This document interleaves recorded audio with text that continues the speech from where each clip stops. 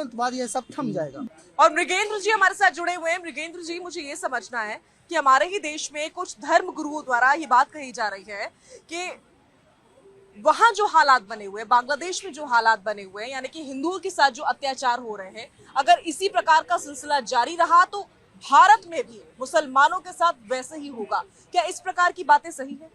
देखिए, ऐसी स्टेटमेंट पहले भी आती रहती है, उनका कोई आधार नहीं होता। भारत एक डेमोक्रेटिक कंट्री है और बहुत स्ट्रांग कंट्री है। भारत किसी का पपेट स्टेट नहीं है, ठीक है। हमारे पास स्ट्रांग आर्मी है एंड लॉ एंड ऑर्डर जो मेंटेन करने के लिए बड़ी अच्छी फोर्सेस हैं, तो यहाँ पे पॉसिबल बिल्कुल भी नहीं हो सकता। बांग्लादेश में भी स्थिति पहले बहुत अच्छी थी।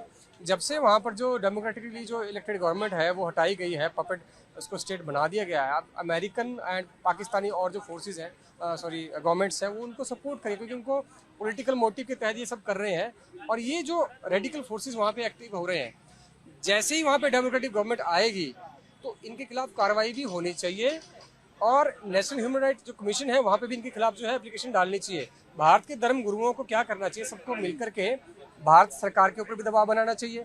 और देखिए, जो मेन लीडर वहाँ पे अरेस्ट हुए हैं वो इस्कॉन के लीडर हैं, और इस्कॉन एक ऐसी संस्था है जो रशिया में भी है, यूएस में भी है, जर्मनी में भी, हर कंट्री में वो है।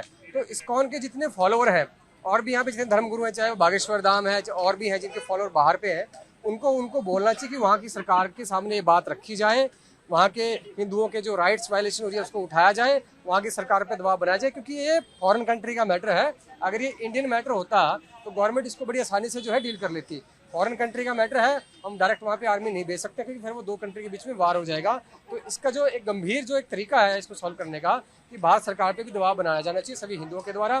भाई साहब जैसे कह रहे थे कि मुस्लिम अगर नेता भी सामने आते हैं वो भी दबाव बनाते हैं भारत सरकार के ऊपर और बांग्लादेश की जो पपेट सरकार है उसके ऊपर, तो इससे बहुत फायदा होगा। और यही मुझे लगता है एक तरीका है। इसके साथ यूएन में भी दबाव बनाना चाहिए, वहाँ पर फ्रांस के ऊपर दबाव बनना चाहिए, यूके पे दबाव बनना चाहिए, यूएस पे दबाव बनना चाहिए, और चाइना तो वैसे दबाव मानता नहीं किसी का। अगर ये 3-4 कंट्री पे अगर दबाव बन गया तो कोई ना कोई वहाँ पे जो है रेजोल्यूशन पास हो जाएगा, तब भारत की जो सेना वहाँ पे जा भी सकती है as a peace keeping force, तो भारत जो है मेजर ले सकता है। ठीक है गुलाम सरवर साहब, हम लगातार बात कर रहे हैं कि बांग्लादेश में